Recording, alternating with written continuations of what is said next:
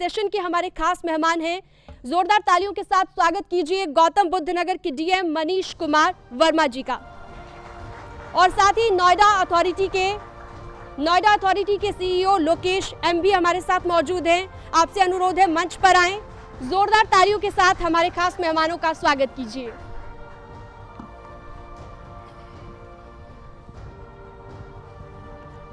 तो बहुत बहुत स्वागत है आप सभी लोगों का। एक बार फिर से जोरदार तालियां हो जाए हमारे विशेष मेहमानों के लिए।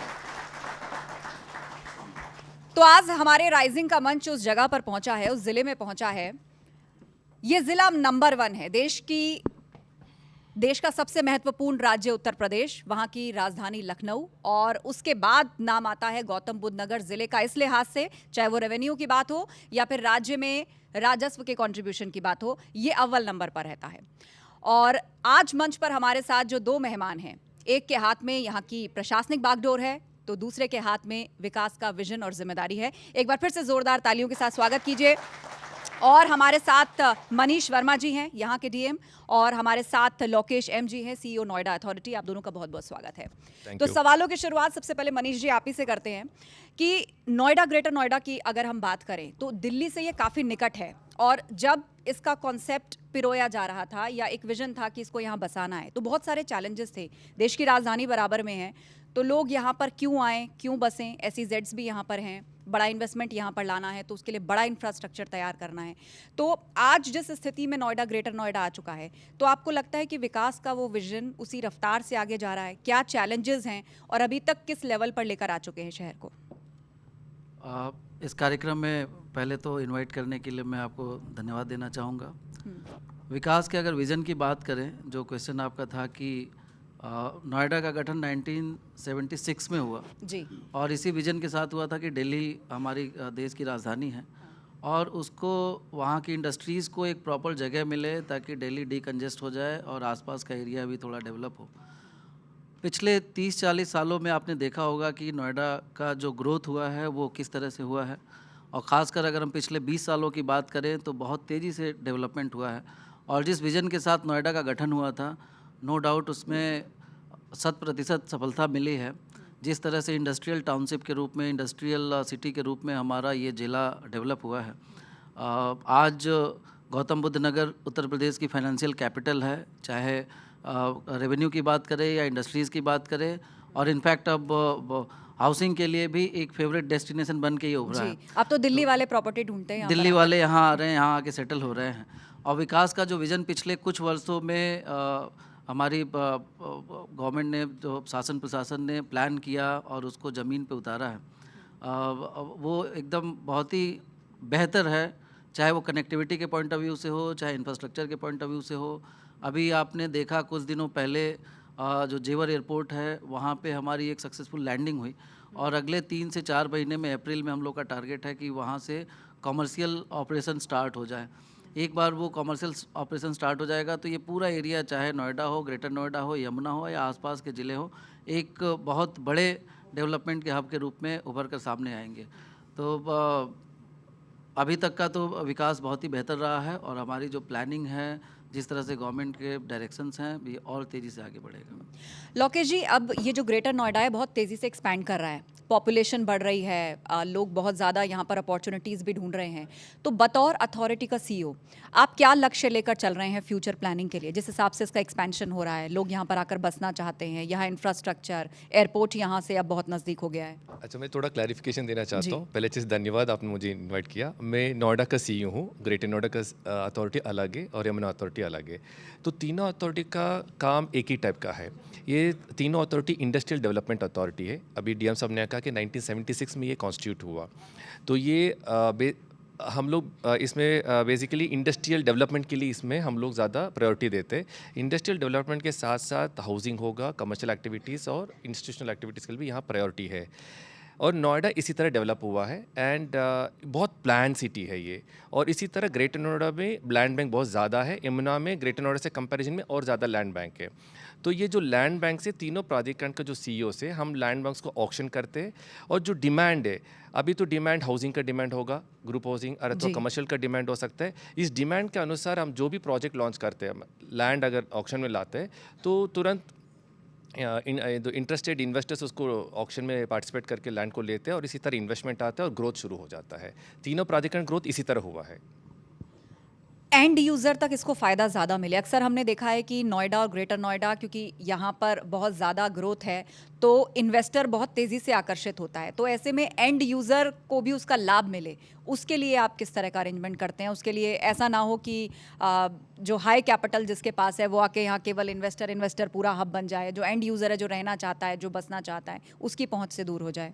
देखिए, नोएडा का अगर कहूँ तो हम लोग जो भी प्रोजेक्ट लॉन्च करते हैं कि हर कैटेगरी लोगों के लिए हम लोग माइंड में रख के प्रोजेक्ट लॉन्च करते हैं। अगर कमर्शियल का प्रोजेक्ट अगर मुझे लॉन्च करना है कोई प्रॉपर्टी, तो हाई एंड प्रॉपर्टी भी रहते हैं, जो बड़ा प्रॉपर्टी रहता है जो 20,000 स्क्वायर मीटर वाला, तो उसमें इन्वेस्टर्स, बहुत बड़ा इन्वेस्टर्स का ज़रूरत होता है।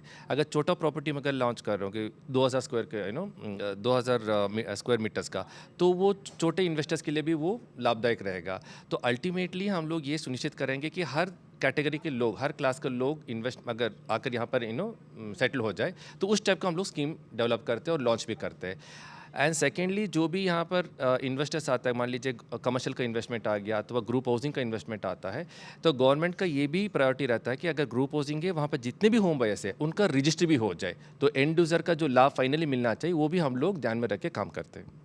मनीष जी, ग्रेटर नोएडा के लिए हमेशा से एक बात रही है कि लोग मानते हैं बहुत ग्रीनरी है वहाँ पर, सड़कें चौड़ी हैं क्योंकि वेल प्लान्ड पूरी तरह से सिटी है। लेकिन एक लॉ एंड ऑर्डर को लेकर कहीं कहीं लोगों के माइंड में रहता था कि पॉपुलेशन कम है, अभी लॉ एंड ऑर्डर पर और काम होना चाहिए। वैसे तो आज की डेट में पूरे उत्तर प्रदेश में जो लॉ एंड ऑर्डर है पूरे देश की हेडलाइंस बनाता है। तो लॉ एंड ऑर्डर के लिहाज से अभी ग्रेटर नोएडा कहाँ पर आया है? कुछ चीज़ें व्यवस्थित हुई हैं, लोग क्या एश्योर हुए हैं, उसके लिए क्या रणनीति अपनाई आपने?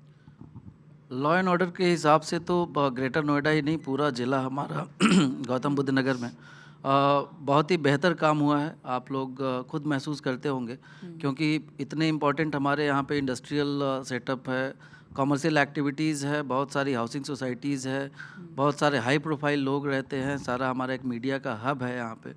तो इन सबको देखते हुए अगर आप कंपेयर करें तो जब से खासकर कमिश्नरेट का सिस्टम यहाँ पे लागू हो गया, उसके बाद से बहुत ही अच्छा सुधार देखने को मिला है। और ये आंकड़े जब हम देखते हैं, चाहे वो मर्डर के आंकड़े हों या किसी भी छोटे क्राइम से लेके बड़े से बड़े क्राइम का अगर आंकड़ा भी हम देखें, तो उसमें बहुत बड़ी गिरावट आई है।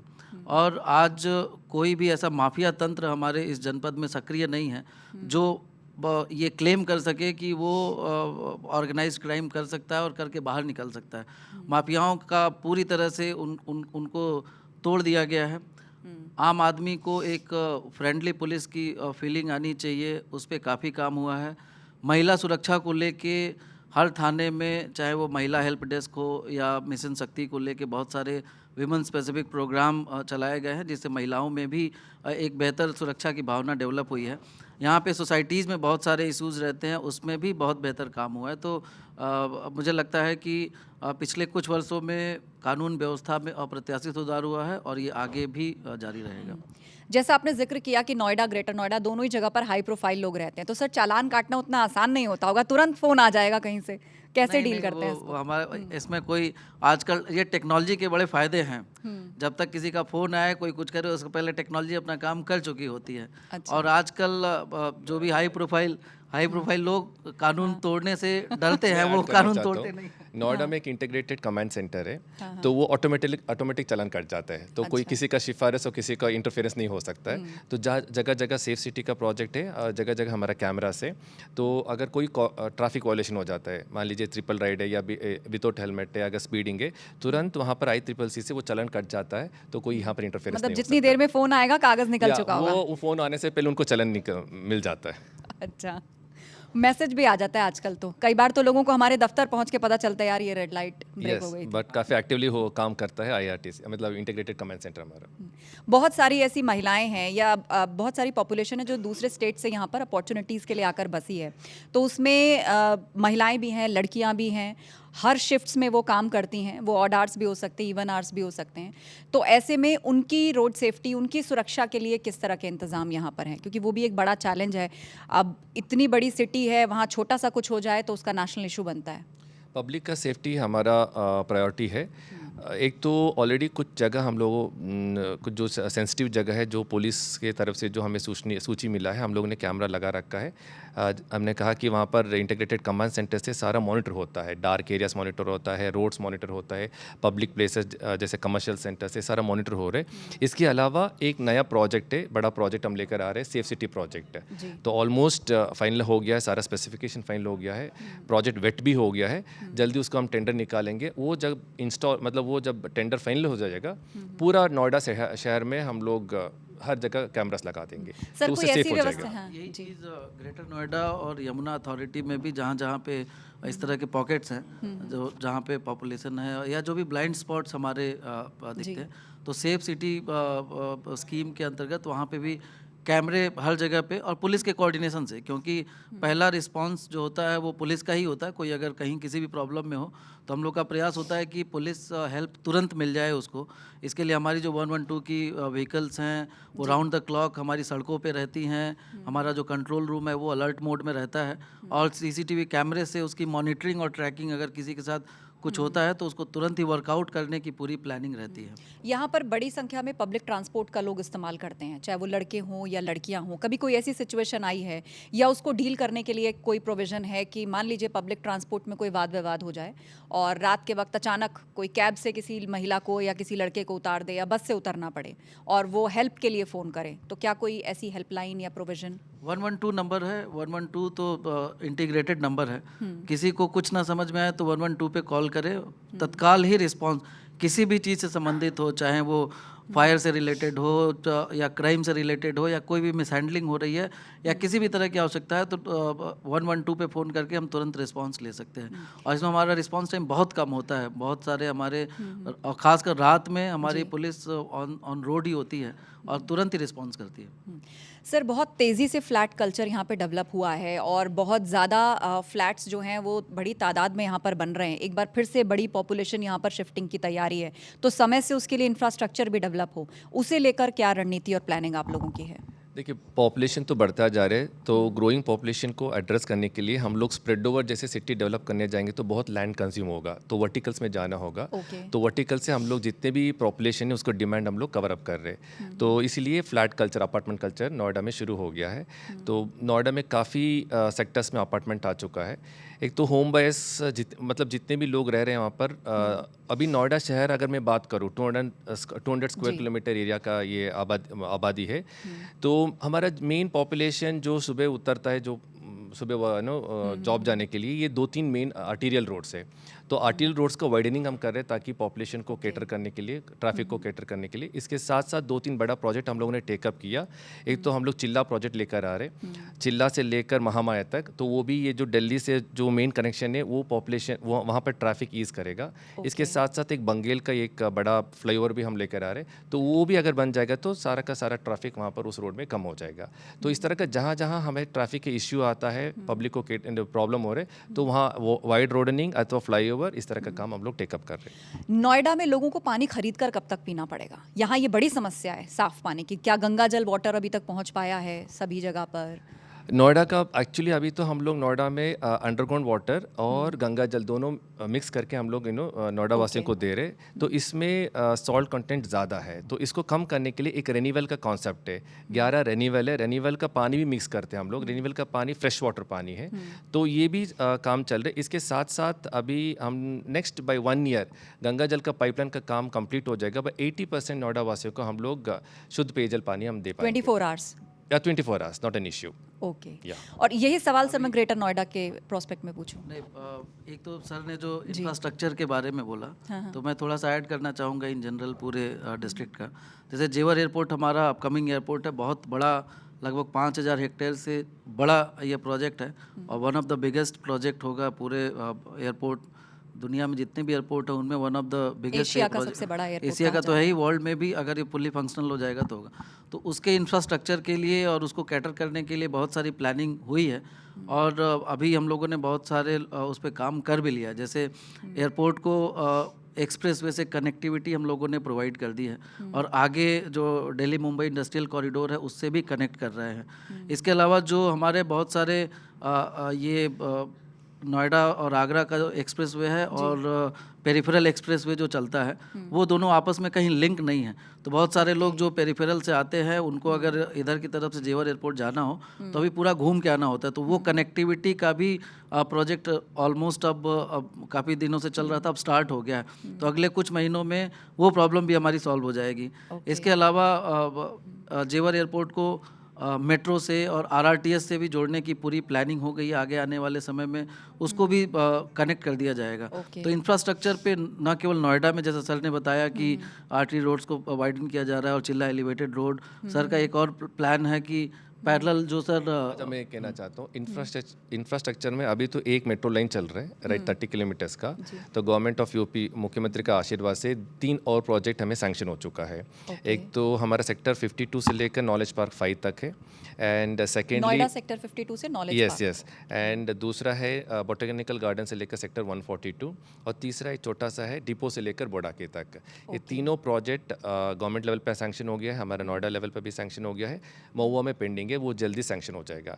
तीनों प्रोजेक्ट जब आ जाता है तो नेटवर्क ऑफ इंफ्रास्ट्रक्चर कनेक्टिविटी बहुत ज़्यादा तगड़ा हो जाएगा, बहुत अच्छा नेटवर्क हो जाएगा पूरा नोएडा में। जी, एक चीज़ मुझे बताइए, जेवर एयरपोर्ट बहुत जल्दी ऑपरेशनल हो जाएगा। दिल्ली से किसी को फ्लाइट पकड़ने जेवर जाना और कोई एक्सप्रेस रोड चाहिए, कितना वक्त लगेगा और क्या तैयारियां उसके लिए कर रहे हैं? अभी जो हमारी अभी की तैयारी है उसके हिसाब से तो दिल्ली से अगर जेवर एयरपोर्ट जाना हो तो आप मान सकते हैं 1 आवर 15 मिनट से लेके 1 आवर 15 मिनट्स में आप पहुंच जाएंगे जेवर एयरपोर्ट, क्योंकि यहाँ से परी चौक और परी चौक से जेवर की डायरेक्ट कनेक्टिविटी हो गई, कहीं आपको रुकना नहीं है। तो ये तो बहुत ही अभी का हमारा वो है, लेकिन फ्यूचर की जो प्लानिंग है, जब मेट्रो से उसको कनेक्ट कर देंगे और आरआरटीएस से कनेक्ट कर देंगे तब बहुत कम टाइम हो 40 to 45 मिनट्स का हो जाएगा। और उधर की अगर हम बात करें, जो हमारे गाजियाबाद हो गया, ग्रेट नोएडा हो गया या जेवर, वो अलीगढ़, मथुरा, आगरा, उनके लिए तो एकदम पास में ही है, उनको बहुत ट्रैवल करने की ज़रूरत ही नहीं है। तो कनेक्टिविटी पे बहुत ज़्यादा फोकस है। अभी तो पहला ये था कि हमारा ऑपरेशन स्टार्ट हो जाए और रोड की कनेक्टिविटी ऑलमोस्ट हमारी हो गई है।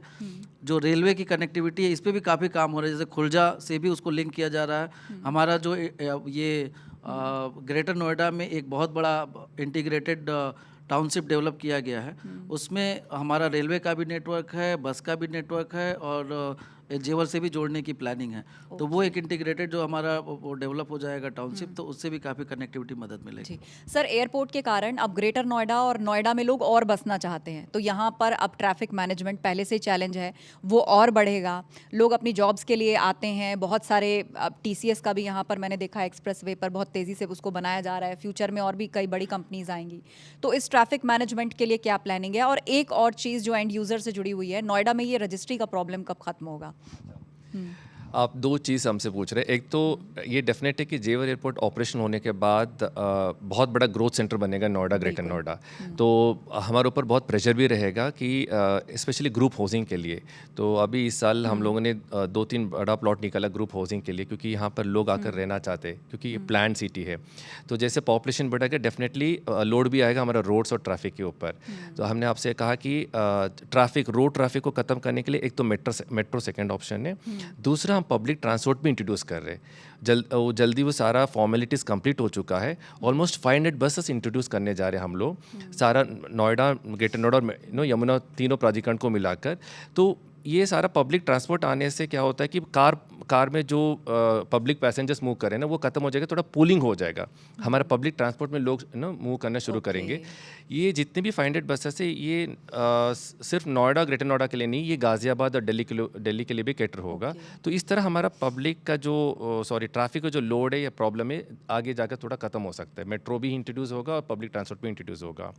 और जहाँ तक आपका सेकेंड प्रॉब्लम है जो आपने रेज किया कि होम बेस का, क्योंकि हमारे पास बहुत आए दिन लोगों के फ़ोन आते हैं कि आप लोग ज़रूर पता करवा सकते हैं कि इस प्रोजेक्ट में कब सॉल्व हो रहा है, उस प्रोजेक्ट में कब सॉल्व हो रहा है। नहीं, लास्ट ईयर इसी टाइम एक अच्छा जियो गवर्नमेंट की तरफ से आया है। इसमें जियो बहुत क्लियर है, 57 बिल्डर्स है हमारा टोटल नोएडा में जो अफेक्टेड पार्टी से, जिनकी वजह से होम बेस का रजिस्ट्री अभी रुका हुआ है। तो जियो में बहुत क्लियरली है कि कोविड का बेनिफिट हमें देना होगा और उसके बाद एनजीटी का बेनिफिट दे रहे हैं हम लोग। 57 बिल्डर्स में ऑलमोस्ट 80% बिल्डर्स कोविड का बेनिफिट ले चुके हैं और उनका रजिस्ट्री शुरू हो चुका है। एंड नेक्स्ट एनजीटी बेनिफिट देना है, वो जल्दी काम हो जाएगा। एनजीटी बेनिफिट देते हैं हम लोग, उनका भी रजिस्ट्री जो पेंडिंग है रजिस्ट्री, उनका भी रजिस्ट्री काम कंप्लीट हो जाएगा। सर, वेस्ट मैनेजमेंट एक बहुत बड़ी चुनौती है कि इतने सारे लोग जब फ्लैट्स में रहते हैं, पॉपुलेशन बढ़ती है, तो उसका जो वेस्ट है वो कहाँ जाएगा, उसका क्या होगा, क्या वो रिसाइकल होगा, इसके लिए क्या अरेंजमेंट है ग्रेटर नोएडा दोनों में? मैं एक एक करके जानना चाहूँगी मैं आपसे। कहना चाहता हूँ नोएडा इज लास्ट ईयर स्वच्छ सर्वेक्षण में क्लीनेस्ट सिटी रैंकिंग मिला है हमें इस कैटेगरी में।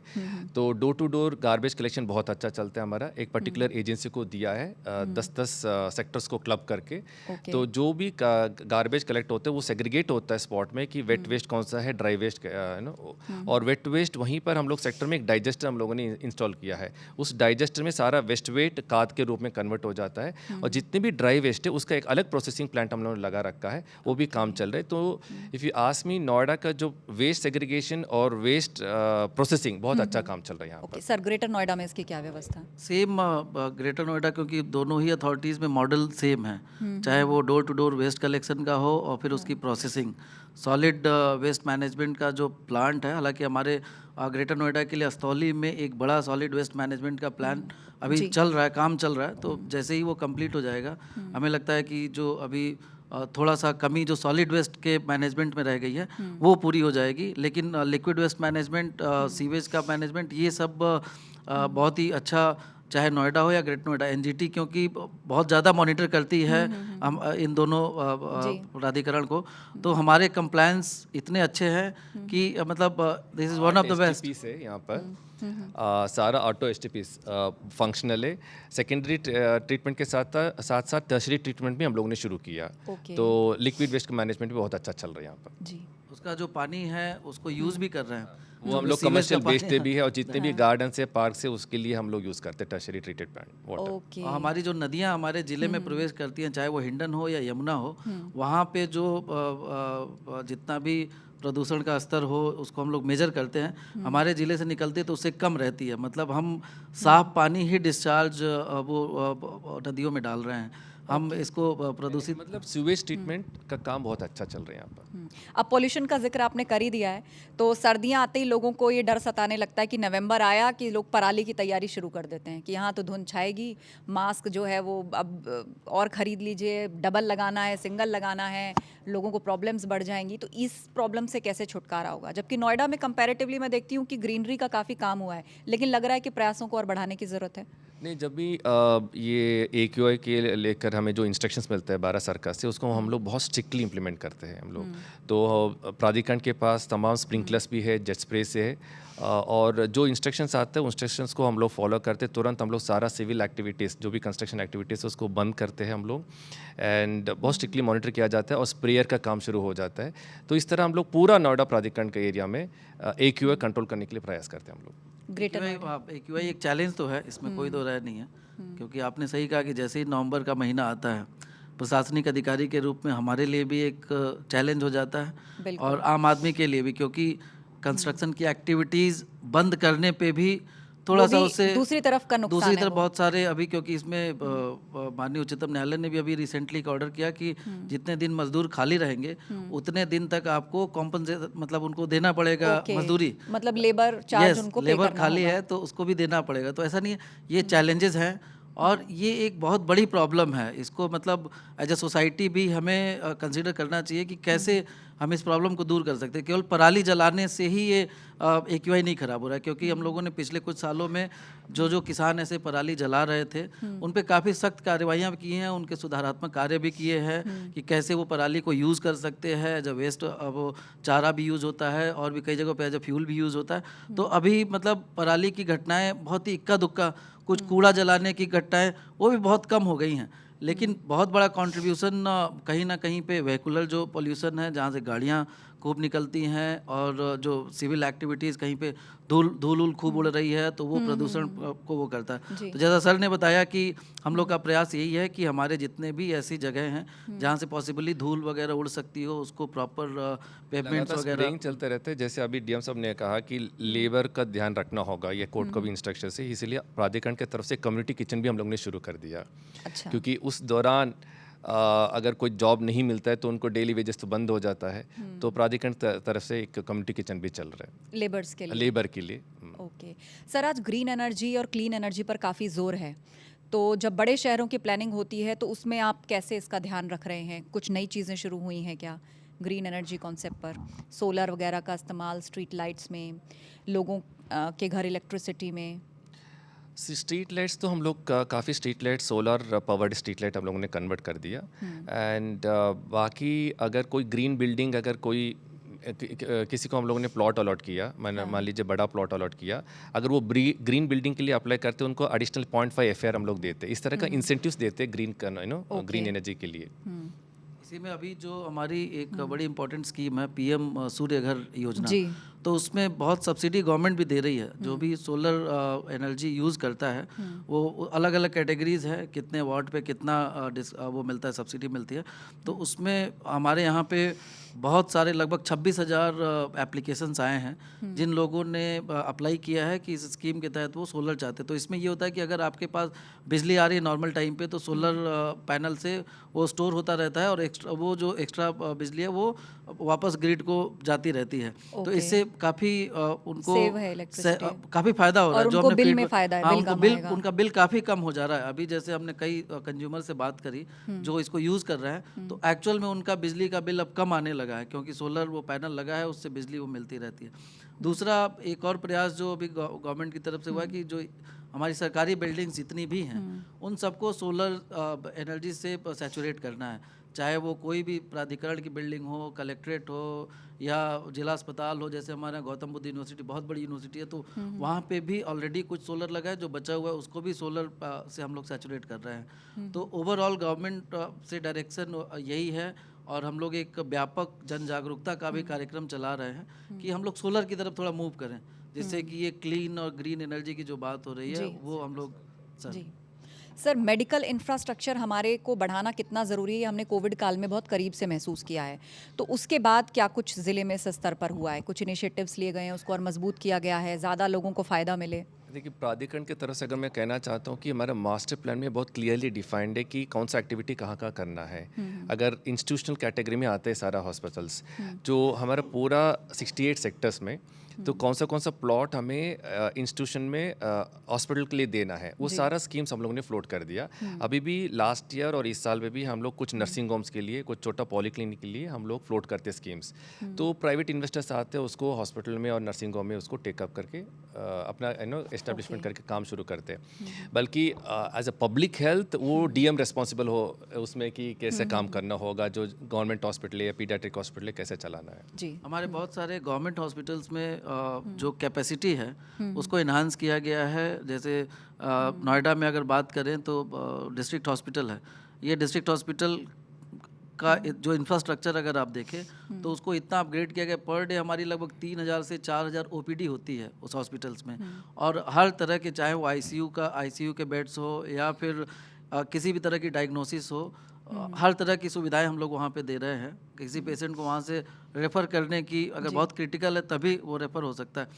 चाइल्ड पीजीआई है, वहाँ पे अभी कुछ दिनों पहले बोन मैरो के ट्रीटमेंट की सुविधा स्टार्ट की गई। जो हमारे लोगों को दिल्ली जाना पड़ता था, वो दिल्ली नहीं जाते हैं, उनको वो यहाँ पे हमारी सुविधा हो रही है। इसके अलावा जिम्स है, एक बड़ा मेडिकल कॉलेज है यहाँ पे ग्रेट नोएडा में, तो वहाँ पे भी कई सेक्टर्स में हम लोगों ने ट्रीटमेंट को एनहांस किया है, खासकर कोविड के बाद से, ताकि पेशेंट्स जो आएँ उनको हम वहीं कैटर कर सके, उनको कहीं रेफ़र ना करना पड़े।